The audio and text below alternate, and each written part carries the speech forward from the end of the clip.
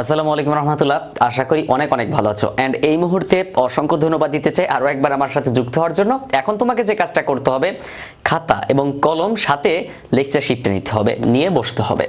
এবং তোমার কাছে যদি লেকচার শিট না থেকে থাকে তাহলে প্লিজ স্ক্রিনে দেওয়া নাম্বারে যোগাযোগ করে লেকচার শিটটা কালেক্ট করে নাও যত দ্রুত পারো। তারপর আজকে আমি সমাধান করে দিতে যাচ্ছি যশোর বোর্ড 2019 সালে যে সৃজনশীল প্রশ্নটি এসেছিল 5 অধ্যায় থেকে। এবং এই সৃজনশীল প্রশ্নটা দেখার পরে তুমি কনফার্ম থাকো যে তোমার পুরো মাথাটা ঘুরে যাবে, কারণ এখানে এত পরিমাণ ভুল আছে। মানে উদ্দীপকের মধ্যে ভুল তো তারা দিবেই, কারণ তোমাকে টেস্ট করতে দিছে ভুলটা। এখানে ভুলটা খুঁজে বের করতে বলেছে এবং সমাধান করতেও বলেছে। তার মানে কি, ভুলও তোমাকে খুঁজে বের করা শিখতে হবে। সাথে সাথে এই জিনিসটা দেখে বুঝতে হবে যে আসলে এটা আমার কোথা থেকে প্রশ্নটা আসলো, কিভাবে আসলো, কিভাবে সমাধান করলে এটা রাইট হবে। তো দেখো আমি একটু বলে দেই। প্রথম কথা হচ্ছে ইনক্লুড studio.h ভয়েড মেন, এখানে কিন্তু কোনো ভুল নেই। তুমি চাইলে আমার প্যাটার্নে লিখতে পারো, আবার এই প্যাটার্নেও লিখতে পারো, এটা হবে। তারপর ইন্টিজার is equal to 0, এটা আমি মনে হয় না কোনো প্রবলেম আছে। তবে হ্যাঁ, তারা কিন্তু n এর মান ডিক্লেয়ার করেনি। তাহলে তারা n সংখ্যক মান নিয়ে কাজ করবে কিভাবে? এখানে যে enter the value of n লিখলো, এই যে n কেন লিখলো? আর এখানে লিখিয়ে যদি থাকে তাহলে এখানে ডিক্লেয়ার করবে, তো সে ডিক্লেয়ার করেনি, একটা ভুল। তারপর দেখো এখানে সেমিকোলন বসায়নি লাস্টে। তারপর এরকম প্রত্যেকটা ভুলে যে i=10, এটা কোনো সেমিকোলন বসায়নি, এখানে কোনো সেমিকোলন দেয়নি, এখানে সেমিকোলন দেয়নি, এখানেও সেমিকোলন দেয়নি। তাছাড়া এখানেও এই লাইনটা তো ভুল আছে। তো এখানে অনেক ভুল আছে প্রোগ্রামের মধ্যে, এটা তুমি নিশ্চয়ই বুঝতেছো। তো তারপর তোমাকে আরেকটা বিষয় খেয়াল রাখতে হবে, যদি তুমি ভুল ধরতে না পারো তাহলে কি করবে? তো ভুল ধরতে না পারলে তোমার তো শেখা আছে, আমি যেভাবে শিখিয়েছি পূর্ব ভিডিওগুলোতে। তো তুমি ওই প্রবলেম সলভ করার ওয়েটা অ্যাপ্লাই করবা। কিভাবে? তুমি আগে এই প্রবলেমটার কি সম্পর্কে সেটা তোমাকে খুঁজে বের করতে হবে। যেমন এখানে হোয়াইল লুপের কাজ, কনফার্ম বুঝলাম যেটা হোয়াইল লুপের কাজ। তারপর n সংখ্যক সংখ্যা, আর s=i+i+10, অর্থাৎ i এর মান 10 করে বাড়বে। i এর মান বাড়বে কত করে? 10 করে। এবং i এর প্রথম সংখ্যা হচ্ছে কত? 10। দেখো i মানে 10, তাহলে আমরা বলতে পারি প্রথম সংখ্যা 10, এবং 10-এর সাথে প্রতিবার 10 করে বাড়াতে হবে, তাহলে 20, 30, এভাবে না 10, 20, 30, 10 করে বাড়লো। যেহেতু প্রথম সংখ্যা তারা বলে দিয়েছে 10, তাহলে পরেরগুলো তো খুঁজতে আমার কোনো প্রবলেম হওয়ার কথা না। তারপর ডট ডট n সংখ্যক, এই n সংখ্যক সংখ্যার যোগফল, এই যে সামেশন সাম। তাহলে আমরা সচরাচর এই কথাটা বলতেই পারি যে এই অঙ্কের মধ্যে 10, 20, 30 এভাবে n সংখ্যক সংখ্যার যোগফল নির্ণয়ের জন্য সি প্রোগ্রাম করতে হবে। তো প্রশ্নের মধ্যে কি বলা ছিল আমরা একটু দেখে নিই। প্রশ্নের মধ্যে বলা ছিল যে উদ্দীপকে প্রোগ্রামটি ডিবাগিং করো। ডিবাগিং মানে হচ্ছে কোনো একটা ভুল খুঁজে বের করা, কোনো একটা প্রোগ্রাম থেকে ভুল খুঁজে বের করে সেটা আবার কি সমাধান করা। তো আমরা এই ভুলটা তো অনেকগুলো ভুল খুঁজে পেলাম। আমি অনেক সময় এমন আছে, অনেক স্টুডেন্ট আছে যারা ভুল খুঁজে পাবে না, তখন তারা কি করবে? তাহলে যেহেতু আমি প্রবলেমটা কি সম্পর্কে সেটা বুঝতে পেরেছি, n সংখ্যক সংখ্যার যোগফল এবং সেটা 10, 20, 30 সিরিজ, তাহলে আমি এটার প্রোগ্রাম লিখে দেই। তাহলে ভুল হোক আর শুদ্ধ হোক আমি যা জানি তাই লিখে দিলাম। আমারটা তো রাইট আছেই, আমি তো শিখেছি রাইট ভাবে, তাই না? তাহলে তাদেরটাই যে ফলো করতে হবে, তাদের রুলসই ফলো করতে হবে এমনটা না। একটা প্রোগ্রাম অনেকভাবে সমাধান করা যায়। তো দেখো এবার আমি এটা রাইট করি। কিভাবে রাইট করব? প্রথমে আমরা হেডার ফাইলগুলো লিখবো। তো হেডার ফাইলের মধ্যে আছে ইনক্লুড studio.h, তারপর ইনক্লুড কোনীয়.h, তারপর মেইন ফাংশন। এখন আমরা প্রোগ্রামটা ডিক্লেয়ার করব। ওরা কিন্তু এখানে ভুল করেছিল, প্রোগ্রাম ডিক্লেয়ার করার সময় n এর মানটা লিখিনি। তো আমরা লিখব int ইন্টিজার, আমরা প্রথমে i এর মান পরিচয় করাবো, তারপর s অর্থাৎ সাম ইকুয়াল টু 0 এটা পরিচয় করাবো, তারপর n এর মান পরিচয় করাবো। আমরা এটা আগে পিছে করে নিতে পারতাম, কোনো প্রবলেম ছিল না। তো এখানে আরেকটা বিষয় দেখো, ওরা এখানে লিখেছে সাম, কিন্তু এখানে সাম s লিখেছে শুধু, এখানে সাম লিখিনি, অবশ্য শুধু s লিখেছে। তো s মানে যে সাম, এটা কম্পিউটার ফার্স্ট টাইম বুঝবে না। তো এজন্য কি করতে হবে, যা ডিক্লেয়ার করব তাই লিখতে হবে, এটাও একটা মিস্টেক। ওকে, তাহলে দেখো এখন আমি যদি এটা সমাধান করি, আমাদেরকে প্রথমে i এর মানটা একটু ডিক্লেয়ার করতে হয়। এই যে হোয়াইল লুপে যে শর্তটা, সেই শর্তটা কয় জায়গায় চলে যায়? 3 জায়গায়। ওখানে একটা থাকবে, একটা প্রথমে চলে যাবে, আর একটা এই যে এইখানে চলে আসবে। তো ওখানে একটা ওখানেই আছে। এখন আমরা প্রথমে একটা লিখবো i=, 10, মানে প্রথম সংখ্যা কত 10, তারপর সেমিকোলন দিব। এরপর আমরা এই যে n এর মানটা গ্রহণ করব, যেহেতু i এর মান আমার কাছে আছে, সাম সমান 0 এটাও আছে, কিন্তু n এর মানটা আমার কাছে নাই। এখন আমাকে n এর মানটা বের করতে হবে বা ইনপুট হিসেবে গ্রহণ করতে হবে। তাহলে প্রিন্ট f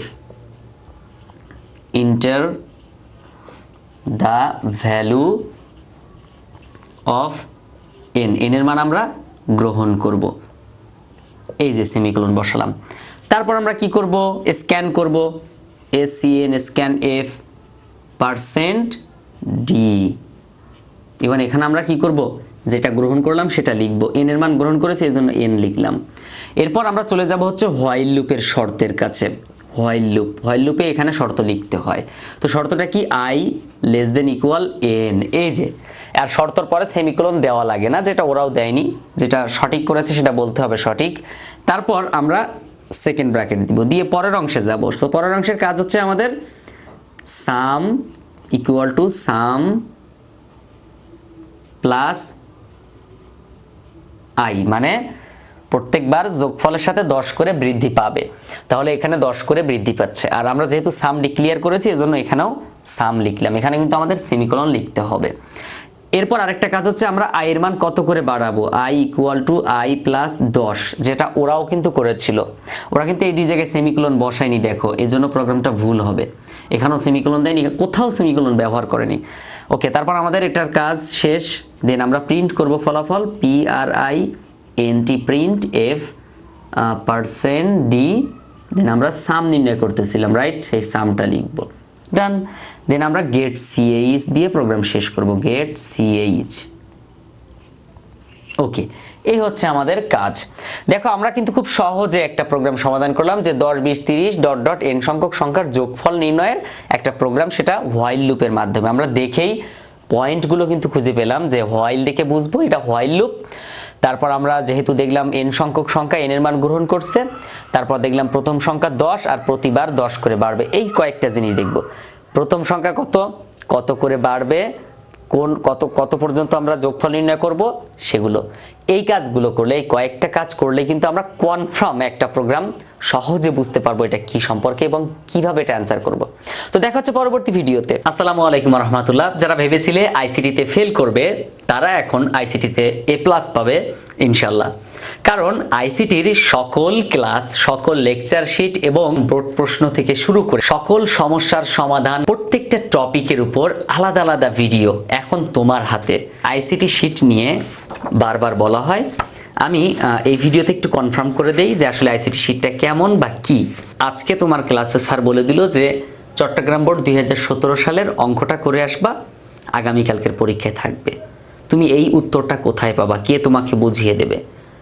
হয়তোবা তোমার প্রাইভেট পড়ার সক্ষমতা নাই, বা তোমার আশেপাশে টিচার নাই, রাত্রে শুনতে পাইছো যে এই প্রশ্নটা আসবে। তাহলে এখন খুঁজেও পাইতে গেলেও কিন্তু 1-1.5 ঘন্টা একটা ব্যাপার। মনে করো পরীক্ষার 1 ঘন্টা আগে তুমি জানতে পারছো, কি হবে? তো এজন্য দেখো, যদি তুমি চিন্তা করো যে লেকচার শিটের 2 নাম্বার পেজে একটু যাও, 4 নাম্বার লেকচার শিট এবং সি প্রোগ্রামিং এর উপরে লেকচার শিটে 4 নাম্বার, এরকম প্রত্যেকটা অধ্যায়ের উপর একটা লেকচার শিট আছে। তো এই লেকচার শিটের মধ্যে দেখো সুন্দর মতো স্ক্যানার সিস্টেম দেওয়া আছে প্রত্যেকটা লেকচারের উপর। যেমন লেকচার 5, 6, 7, 8, 9, প্রথমে আমি কিন্তু যোগফল নির্ণয়, গুণফল নির্ণয়, মানে প্রত্যেকটা একটা পার্ট আলাদা করে দিয়েছি, একই রকম নিয়মের গুলো, যেমন যোগ বিয়োগ গুণ ভাগ, এগুলো একসাথে আলোচনা করছি। প্রথমে আলোচনা করছি এই যে লেকচার 2, লেকচার 3, লেকচার 4, এভাবে আলোচনা করছি। তো দেখো এই যে লেকচার 2 এর ক্ষেত্রে দেখো, লেকচার 2টি সংখ্যার যোগফল নির্ণয়ের জন্য অ্যালগরিদম ফ্লোচার্ট নির্ণয়। তো এখানে পাশে কিন্তু কিউআর কোড দেওয়া আছে, তুমি যদি স্ক্যান করো তাহলে এই ভিডিওটা চলে আসবে, মানে এই অঙ্কটা বুঝাই দিছি, ভিডিওতে বুঝাই দিয়েছি ইউটিউবে। তো তুমি খুঁজে পাবা কোথায়, এখানে স্ক্যান করলে ভিডিওটা চলে আসবে। স্মার্টফোনটা হাতে নিলাম, কিউআর কোড একটা সফটওয়্যার দেওয়া আছে, সফটওয়্যারটা হচ্ছে এই যে, এই সফটওয়্যারটা তুমি দেখতে পাচ্ছ, সফটওয়্যারটা একটু দেখে নাও। এই সফটওয়্যারটা তোমার কাছে অবশ্যই আছে। তো এখন তুমি কি করবে, এই কিউআর কোড এখানে ধরবে, এই যে আমি ধরলাম, অটোমেটিক এই যে গো টু ওয়েবসাইটে চলে গেছে। দেন ইউটিউবে, এই যে ইউটিউবে চলে গেল, তারপর কিন্তু ভিডিওটা এই যে চালু হয়ে গেছে। আসসালামু আলাইকুম রাহমাতুল্লাহ। লেকচার 10, কুমিল্লা বোর্ড 2019 লেকচার 10 এর উপর ক্লিক করো। তাহলে তুমি এখানে এই যে কিউআর কোড পাশে দেওয়া আছে ছোট, এই কিউআর কোডের উপর তুমি ক্লিক করো। মানে কিউআর কোডের উপর তোমার স্ক্যানারটা ধরো মোবাইলের, দেখবা যে অটোমেটিক ভিডিওটা চলে আসবে ইউটিউব থেকে, তোমার খোঁজার প্রয়োজনই নেই, লেকচার 10 নামেই চলে আসবে।